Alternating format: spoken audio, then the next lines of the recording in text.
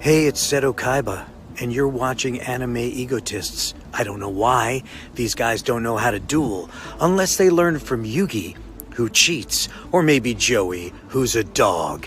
Oh, why don't you have some more jelly donuts, like Brock, and maybe you'll get better. Not. Oh, and I play my Blue Eyes White Dragon and kick your butts. And welcome back to the Anime Egotists, where, honestly, they wouldn't let us into Duel Academy. No, we're too good, obviously. Yeah, that's it. Anyways, my name's Alex, and none of you will beat me in the new Tenkaichi game. None of you. None of you. Yeah, I already know I don't stand a chance. And I'm Richard. I kind of wish we were talking about that game today, but we're talking about Yu-Gi-Oh! Today, which is honestly not a bad thing. We've talked about our favorite archetypes, some of our favorite characters, some of the arcs. We talk about Yu-Gi-Oh! A lot. Yeah, I think it's probably our second or third most talked about series. It's either it or Naruto. We talk about the second most a lot of times. That is correct. And when it comes to archetypes, we've talked about our favorites. We've talked once or twice about ones that we don't necessarily like, but some of you have heard me before. I don't always want to go with what's popular or what everybody uses, because that gets kind of boring. So, in a way, we kind of just decided if we were given the reins for our own archetype or our own sort of deck, whether we're in the anime or not, that part doesn't matter as much. Just how would we do it? What cards would be in it? Exactly, and just kind of ran with that idea, trying to pull effects and stuff and decide how we wanted these monsters to be. And I think I'm interested to see what yours are. I know you know what archetype mine are, being Beast, but I don't know yours actually at all, as far as I remember. I guess we were gonna get into that, but you already said Beast. But anyways, if you guys have ever wanted to create your own archetype, I can't imagine a lot of people do, but just put it in the comments and let us know. But since you already spoiled it, do you want to just go ahead and start? All right, so the one I created was a archetype I'm calling of the pack, and it's based on a wolf pack. Of course it is. So it's all the monsters are beast type is what I've created, and they're all pretty much dark monsters. That's about where I started from, and just started kind of using the basic structure of a wolf pack and just some other ideas I had to kind of, based on other archetypes that use just kind of generic terms to come up with some of the monsters. I'll go into more detail once I know a bit more about yours as well. Alright, well, I decided to label mine the Draco Bandits. Okay. They're basically, I guess I even came up with a backstory, because Master Duel, say what you want about Master Duels, they give backstories to a lot of the different deck types, and I actually like that. But the Draco Bandits were just a bunch of ordinary mythical dragons who were attacked by the Archfiends, and a lot of them did not survive. But the handful that did realized they can't use their mythical powers as dragons anymore. So they go into hiding and basically become, well, bandits, using very, what's the term? Very basic artillery, very low-tech stuff. So kind of like bows and arrows and stuff like that? Something like that. Okay. So I guess, how do you want to start? Do you want to do like kind of some of the base monsters and save the aces for the end? Sure, why not? Okay. So I kind of pulled some of my base monsters, again, were based on the structure of a wolf pack and a again, kind of the generic terms that a lot of Yu-Gi-Oh! Archetypes use. So I've got like a normal monster, soldier, and defender. They're kind of your just typical. A lot of archetypes end up having something like soldier or defender. Soldier is a 4-star normal monster with 1500 attack, 1300 defense. Defender is 12,000 attack, 2000 defense, kind of the standard. Just big defense monster. I also have for kind of my lower level ones, the Omega, Delta, and Beta are kind of ranks in packs. Omega's normal monster, 1800 attack, 800 defense. Delta is actually my first effect monster. It uses it has 1400 attack, 2100 defense. If it's in face-up defense position and another member of the pack monster is on the field, it can attack using its defense stat. As for Beta, it has 1900 attack, 1700 defense. And when it's on the field, it can only be targeted by monsters for attack. And so those are kind of my base, nothing too special, but goods kind of round out my base monsters. Yeah, I don't have any normal monsters now that I'm looking at it. Especially now that I get older and I'm like, wow, normal monsters are they can be useful, but nobody uses them anymore. Well, a lot of my monsters are again will have effects later on when I get up to the higher ranks, but I have again all of these, and I'm specifically saying this, are 4-star or 4-level monsters. So based on, I forgot which one is the correct term. I use level, other people use rank, and I tell them you're wrong. No, it's level. It's level. We're not doing that. We're not doing that Zexal stuff in here. But all right, so what are kind of your base monsters? Okay, when I researched this, I kind of based it off different dragons, and I kind of went into like the lore of stuff. Like there's Raiju, which is apparently a thunder type of card. It can attack it can change the battle position of one monster on the field, and if it attacks a monster in defense mode, it's automatically destroyed. But its attack and defense are ridiculously low. Okay. There's Orochi, which is apparently a multi-headed dragon, but I just decided to let's just do 3 or 4, but all of the heads have something wrong with them. Like one of them has its eyes covered, like something's wrong, one of them's missing a horn, the other has a burn mark on its neck.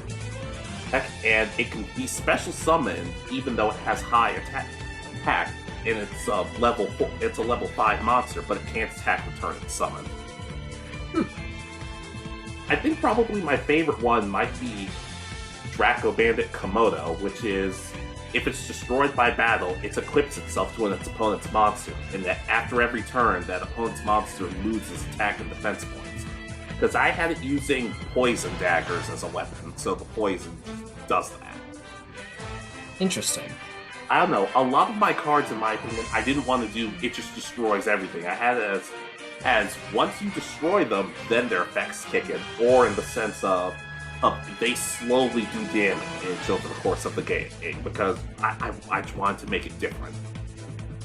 Okay, I can understand that. I kind of went back because I think some of mine I created originally were a little overpowered, so I did adjust some of them to make them a bit more balanced myself. So they were more realistic than what I had originally put. Yeah. If anything, I'm far more interested in the spell and trap cards because I was creating too many of those, admittedly. I've got a good number as well, but I think, do you want to do those and save literally our kind of ace or stronger monsters for the end? Oh, definitely. Okay. Okay, just a heads up. All of the names of these cards are terrible. Well, and that's kind of the point, because some of these monsters are supposed to be terrifying, while some of them are kind of goofy with everything going on. There's Dracorang, which is it's a boomerang. It's a boomerang. It's just a giant boomerang. Okay, and if I send it to, and if I reveal a card in my hand, a Draco Bandit in my hand, and I can return one in the graveyard to the hand. Like you throw a boomerang, it comes back eventually. Okay, yeah. I mean, never would I throw them. I never figured out how to make those things work. A lot of the cheap ones just aren't built to actually do anything, so... Yeah. Also, I learned a new word while I was doing this research. Okay. Trebuchet. Oh, you didn't know that? No. I didn't learn a lot in school, Richard. I didn't learn a lot of this stuff. I mean, it's a lot of like I thought you played a lot of the Assassin's Creed because I'm pretty sure they'd mentioned it in several of them. What makes you think I pay attention to the story in Assassin's Creed games? I mean, it's usually right before they do like an assault on something, so that's why Well, after Ezio, everything kind of just falls apart for me. I can understand that.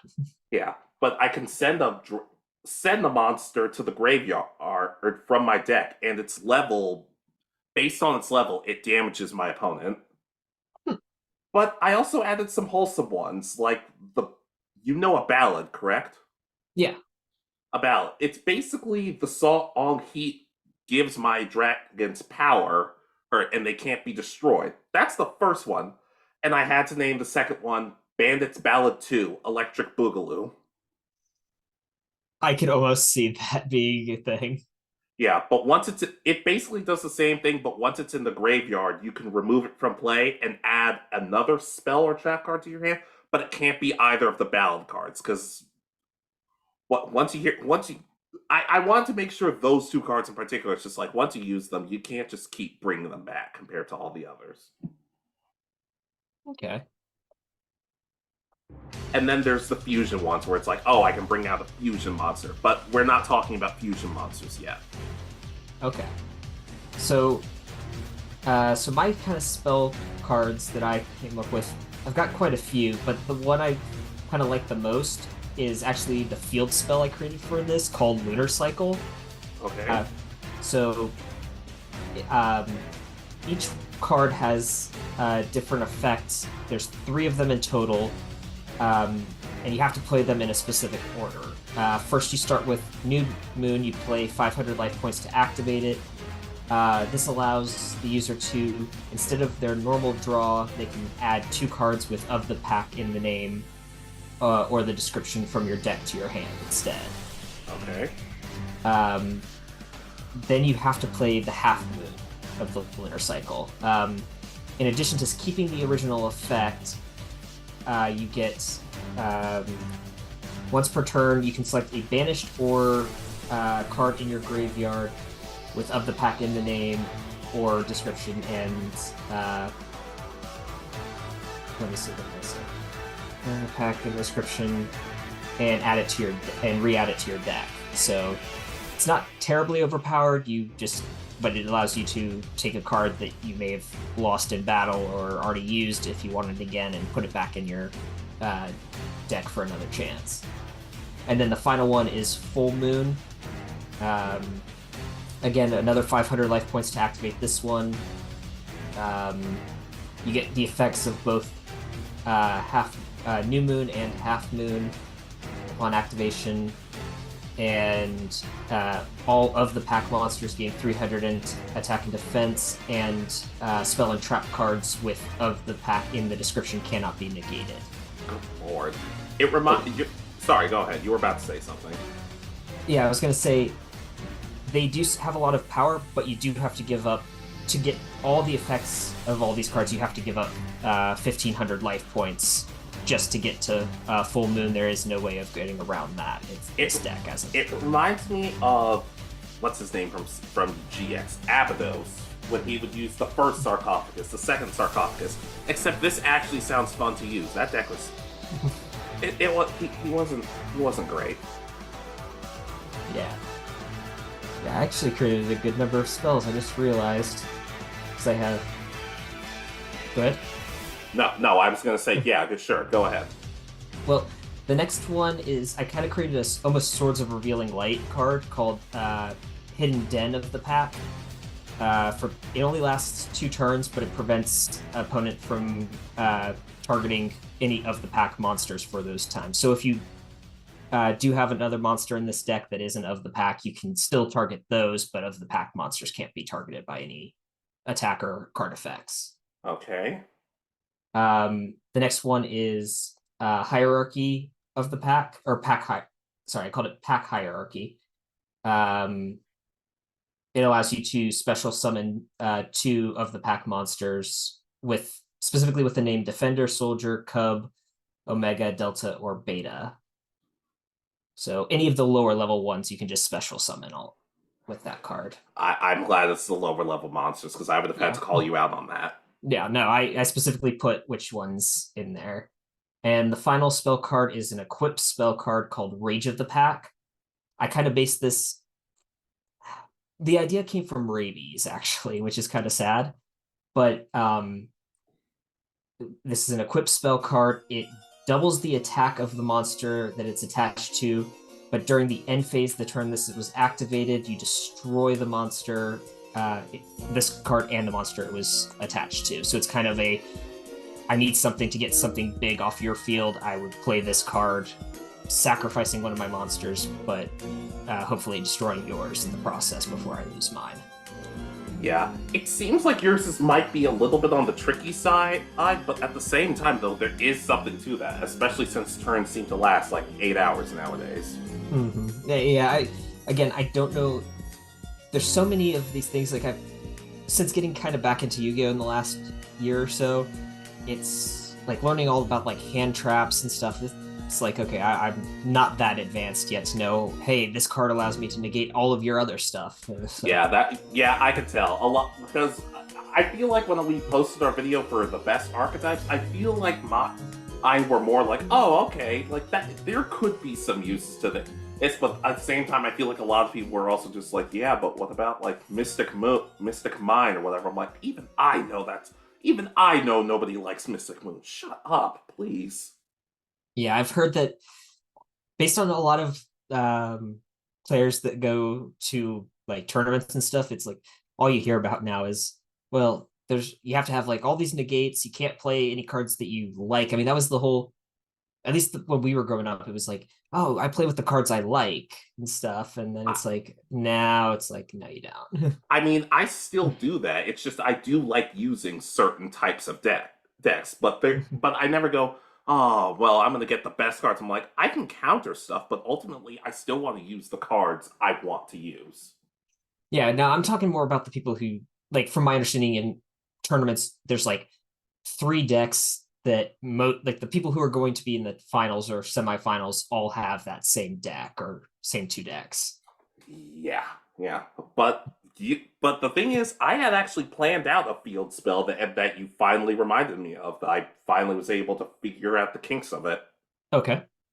Draco Bandit Forest Hideout. Okay. When it's activated, it actually helps both players at first because both players can special summon a level 4 monster from the graveyard. Okay. Hey, but instead of destroying the bandits at the end during battle, you can put them in the spell and trap card zone, similar to the Crystal Beasts. Okay. I'll get into why that makes sense in a little bit. But other than that, any monsters not called Draco Bandits lose 600 attack when they're attacking. Okay, that's okay. Yeah, I can kind of only while they're attacking. After that, it goes back to normal.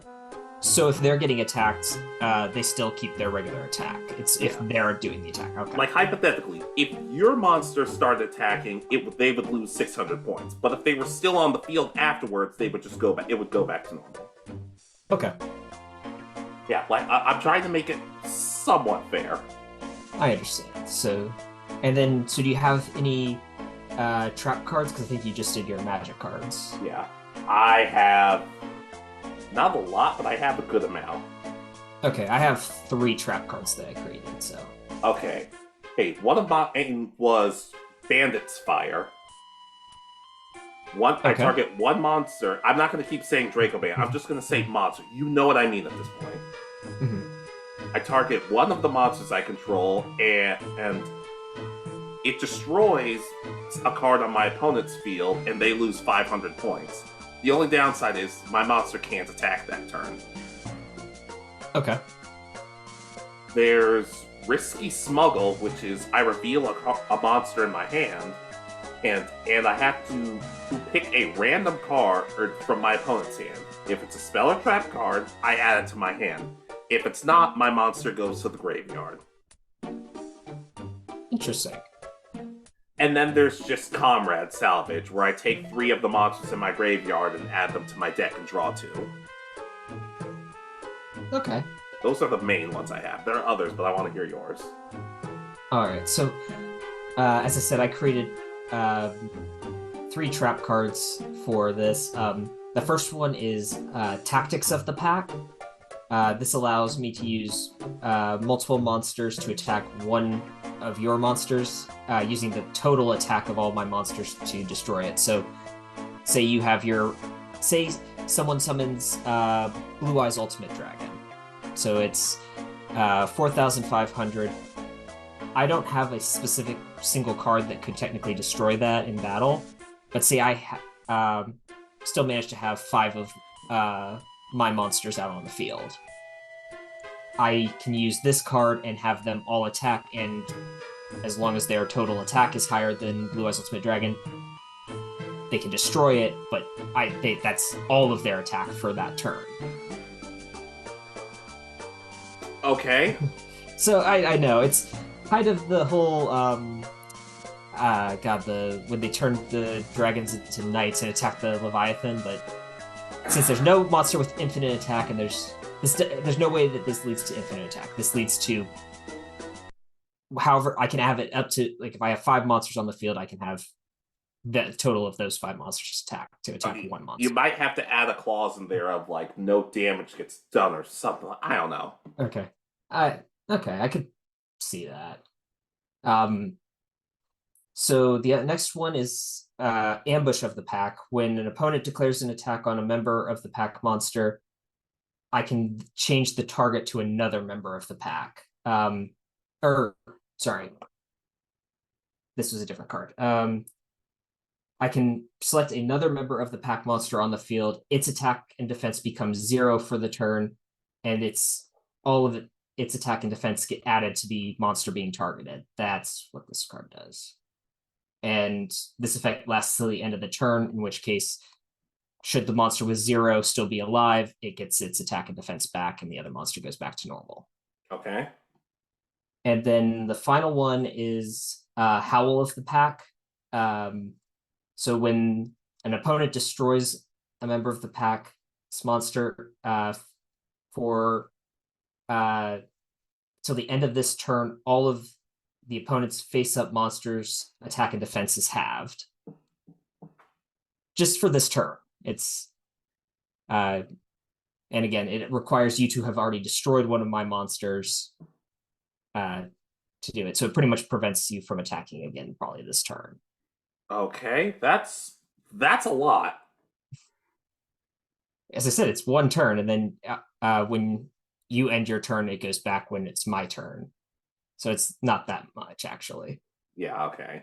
Hey, now I guess we have to talk about ace cards at this point, or just stronger cards. Yeah, I have one that I saved that was actually one of my weaker monsters, but I mentioned it actually in the effects of one of my other cards. So go for it. So it's Cub of the Pack. It's a 1-star effect monster. When it's destroyed by battle, it's similar to the kind of the White Stone of Legend and stuff like that. You banish this card and special summon one member of the pack other than Cub. So it's just kind of one more way of special summoning. Again, 1-star, 300 attack, 100 defense. So it's kind of the base monster. Okay. Okay. So now I think we're ready for ace monsters. Sure. Okay, so I kind of created 4 stronger monsters.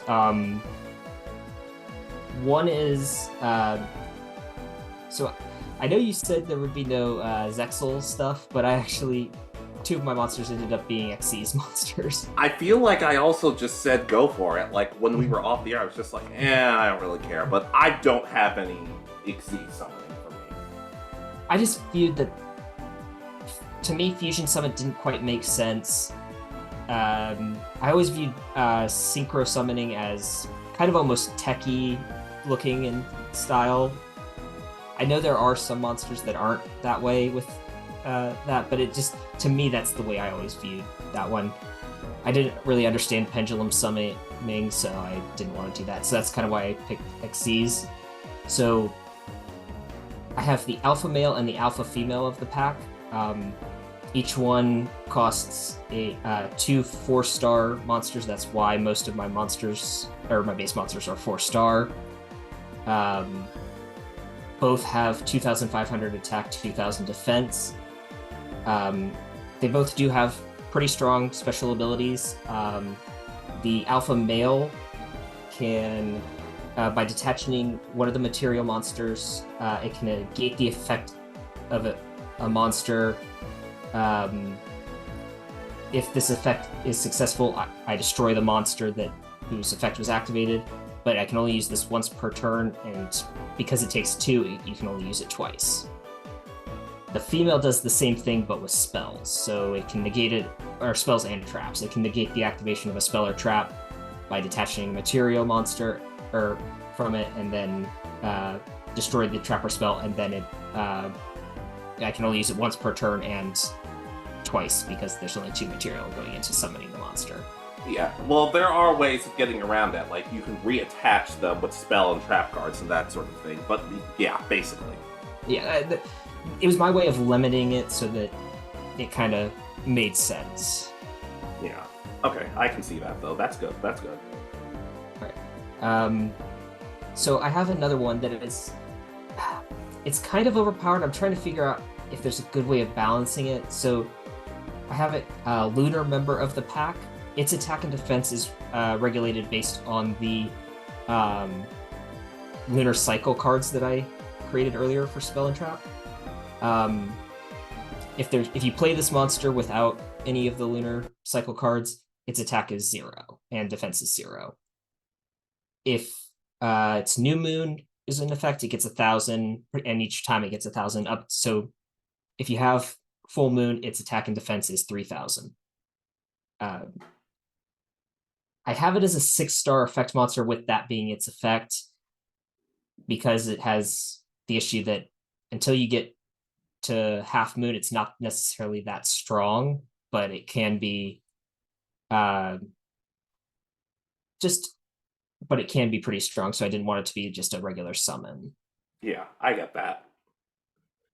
And then the ace of the deck is Lone Wolf, End of the Pack. It's a 7-star monster with 2,800 attack, 2,200 defense. When it is summoned, it banishes all member of the pack monsters from my hand, field, and graveyard. And for each one with a different name of the pack, this card gains 200 additional attack.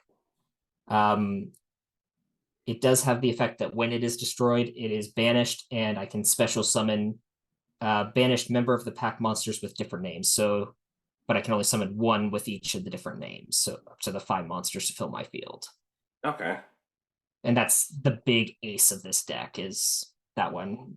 It loses all the others, but it gains a lot of strength. Yeah, I can definitely see that. And that it definitely sounds like your cards, like mine, work well off of each other, kind of like a real pack would. That's kind of the focus I went with this deck. Was I thought it would be a good idea, because I don't really know of like a deck that went based off of a wolf pack, so that's kind of where I got my mindset. I don't know why. Yeah, but I guess we should get into mine. Go right ahead. Okay, these aren't necessarily... Okay, yeah, this one is a fusion monster, but I went based on, since they basically have a giant treehouse that turns into a robot, so I went with Draco Bandit treehouse cannon form. Okay. It's basically similar to Power Rangers SBD in the sense of, instead of just having regular Zords, which they did technically have their whole base transformed. So I guess anybody not prepared, you're SOL, I guess. But get caught in a joint. Yeah, basically. But Cannon form is basically just known for shooting monsters and dealing damage. That's basically what it's known for.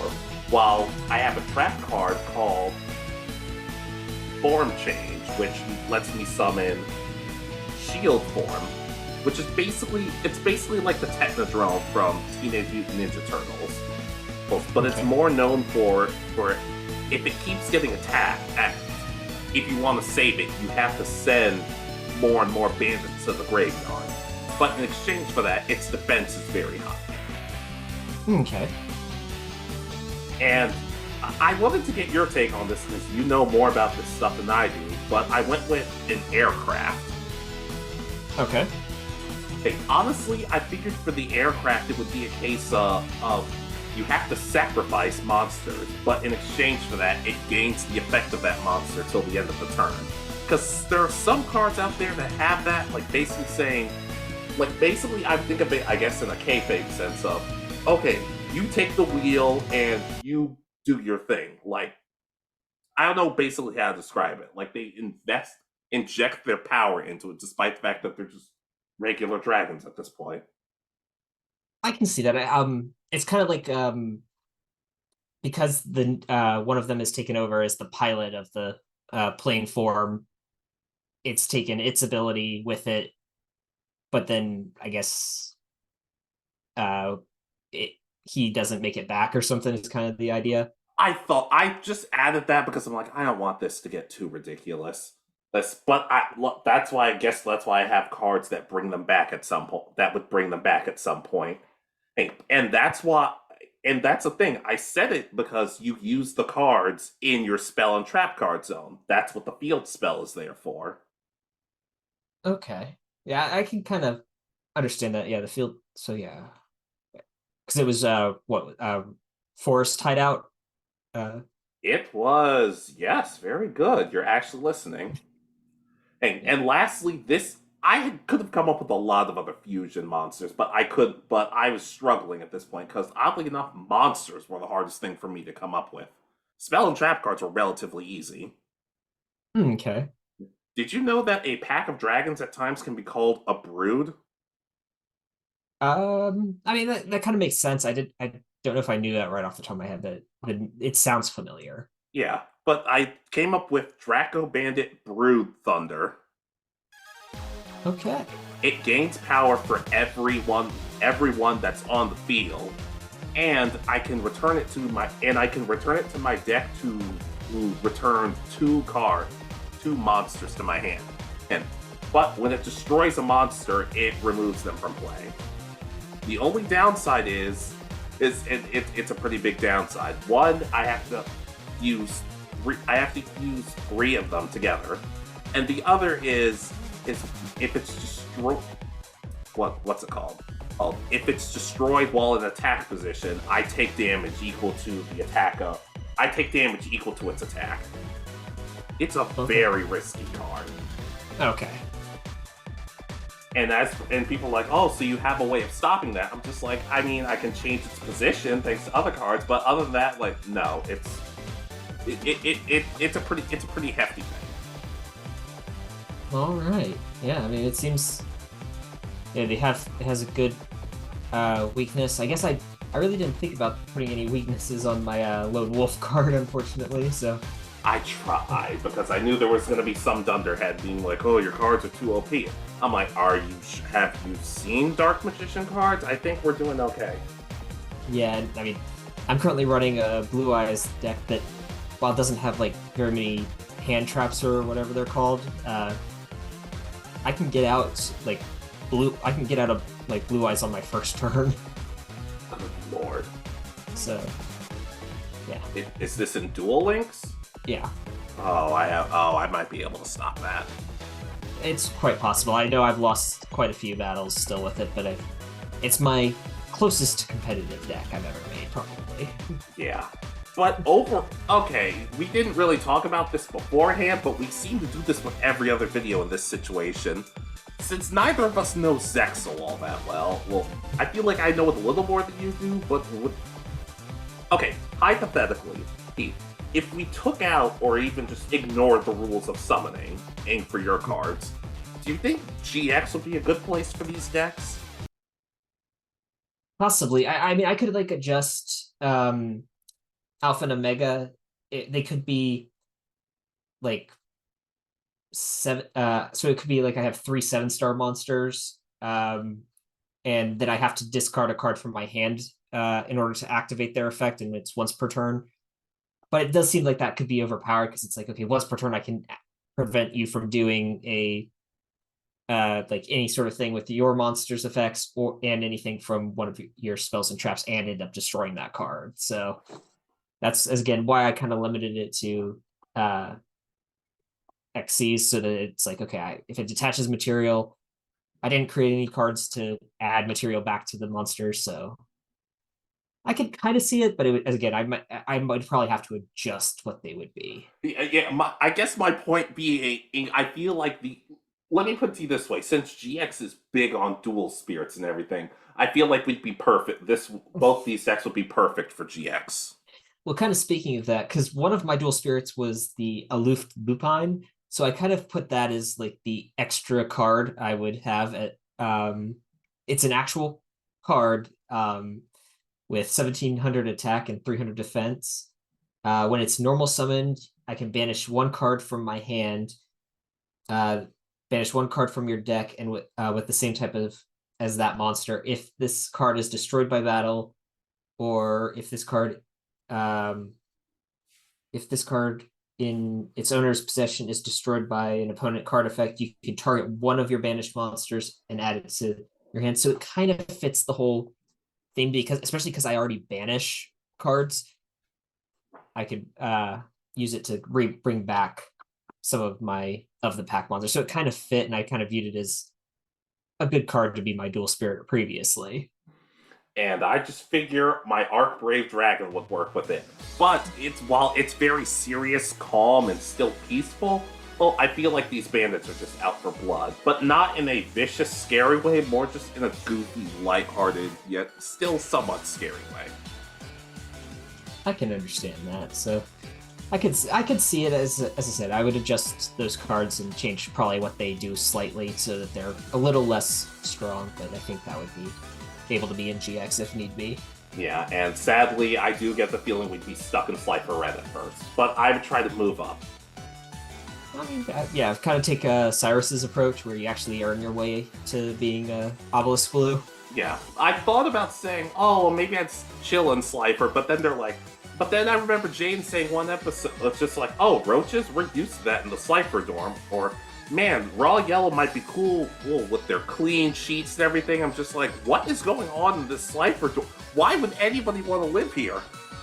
Well, I mean, they did kill off their, like, one adult that was watching that dorm and probably doing everything in, like, the first season, so... I think Miss Dorothy is cooking for them, but I really couldn't tell you at this point. I mean, other than that, I mean, does she stick around to do, like, everything else that you would expect, like, the adult in charge of a dorm would do? Probably not. But the thing is, in college, we cleaned our sheets and everything. So, if anything, it just sounds like nobody in Slifer is cleaning their sheets. That might just be on them. It could be, but they're also, like, supposed to be, like, young teenagers, so... I get. That academy should be getting shut down with all the stuff that happens on it. I don't know why. I have no idea why, but I feel like you and Hasselberry would have a rivalry going with these. I could kind of see that. Him and his dinos versus me and my wolf pack. Yeah. And the whole time he's using all of his military lingo, and you're just kind of like, sure. I mean, I did ROTC too, but you're kind of freaking me out. Like, we did that already. Yeah, I'm good. I don't know. I just get the feeling that you would be stuck with him a lot. But Hasselberry's a nice guy, so it's okay. So I'm okay with it. I feel like you'd be okay with that. I think so too. I have a feeling you'd still hang around with Chaz the entire time. He would just kind of be not necessarily indifferent. It's one of those, like, almost tsundere-ish, which I know you don't necessarily like, but it's like he's pretending not to like you, but he wants your company all the time. It's just like, how do you deal with all these spirits? I'm just like, I don't know. They seem pretty cool. They seem pretty cool to me. How many of them talk to you? All of them. All of them. It doesn't help when I'm sleeping, but is it worth it? And I'm just like, yeah, sure. They're watching me, aren't they? Yeah, it's worth it. Sadly, though, I do get the feeling I'd be stuck with Blair and Bastion a lot. I love them both, but they're both kind of freak me out sometimes. I can see that. I can see you go. You'd be the one trying to comfort Bastion when he has his mental breakdown when he's part of the Society of Light. Oh God. And I would just be the guy who's like, hey man, if you're going through something, I'm willing to listen. And I mean, we don't get the screen time. We don't get enough screen time to know for sure, but like, I'll listen.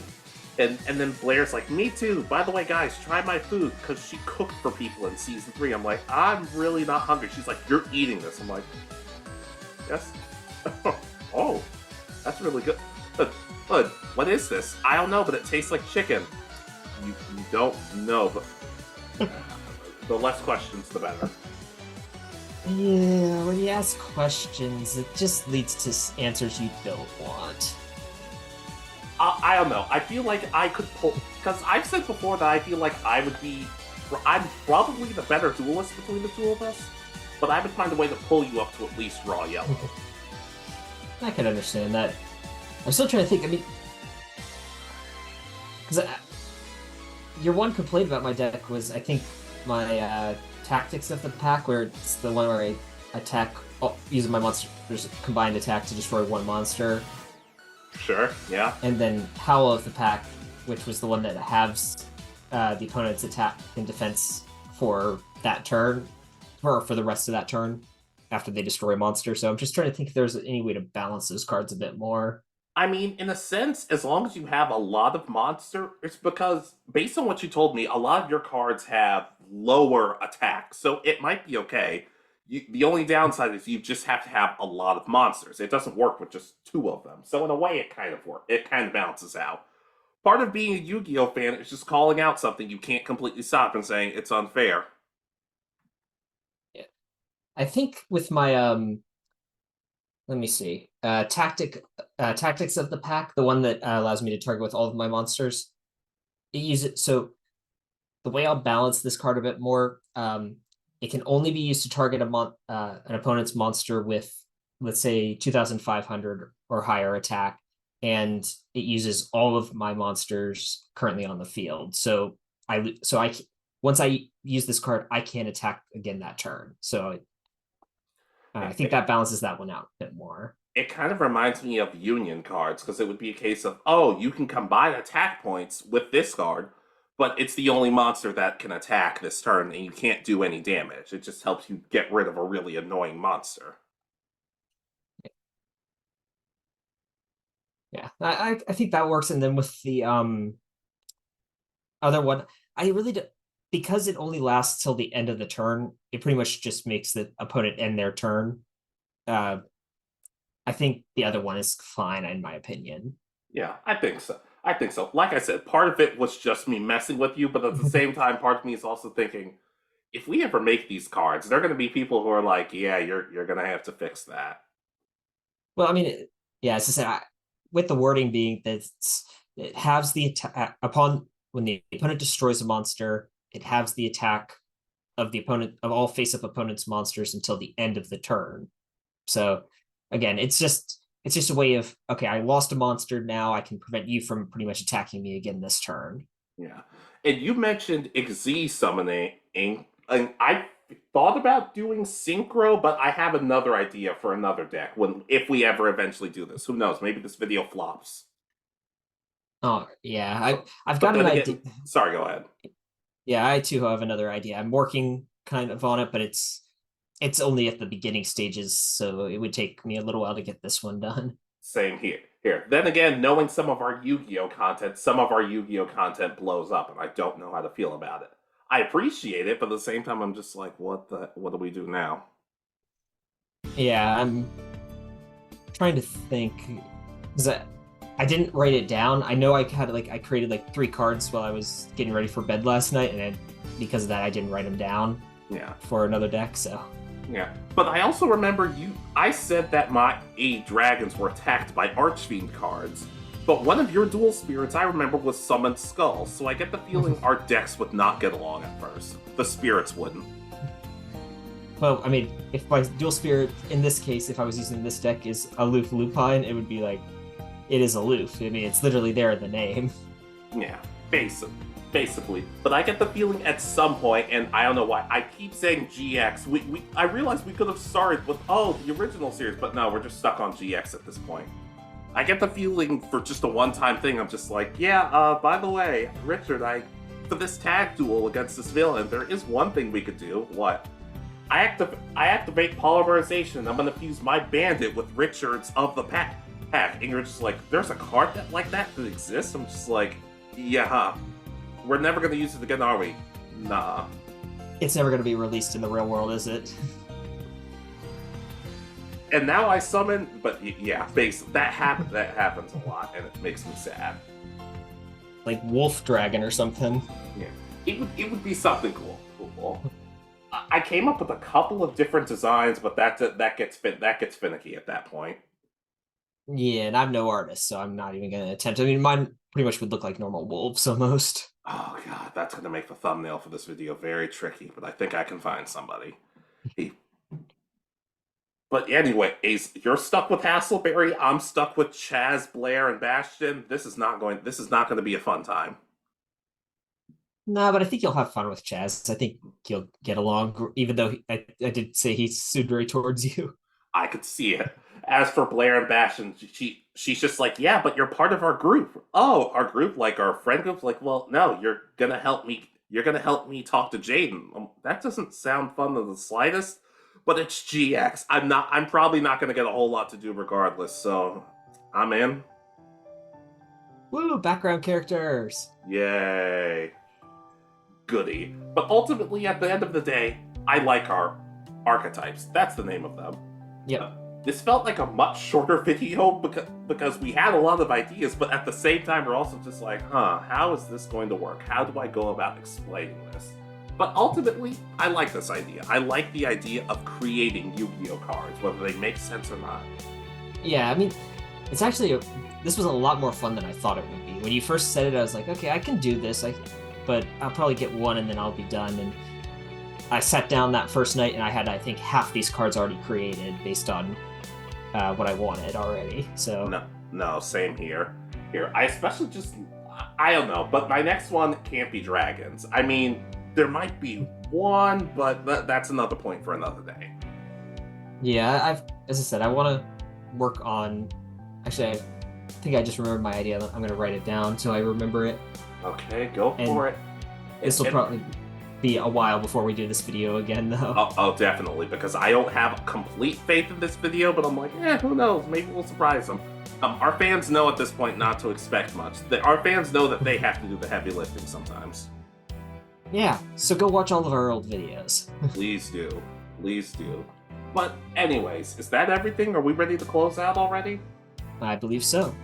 Alright, so, ladies, gentlemen, and others, between the two of our archetypes, which one do you like more?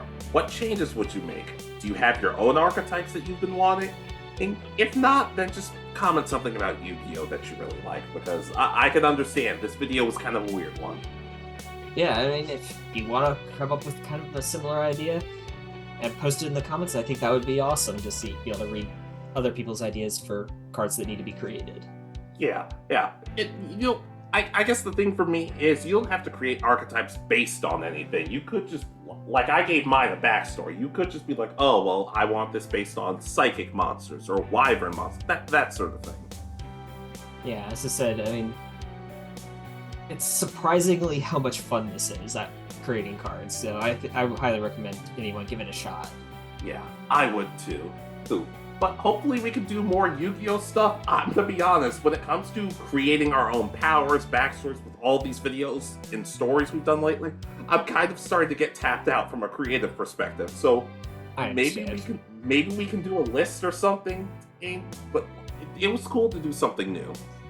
Yeah, I think we'll do a list next time, or we may have a discussion coming up. I don't know which would be better. I don't know at this point, and frankly, I don't know at this point, but be sure to like, comment, subscribe, and share with your friends and everything. And we will see you next time. This has been Alex. And Richard. And you have been listening to Anime Egotists. Good night, and peace easy.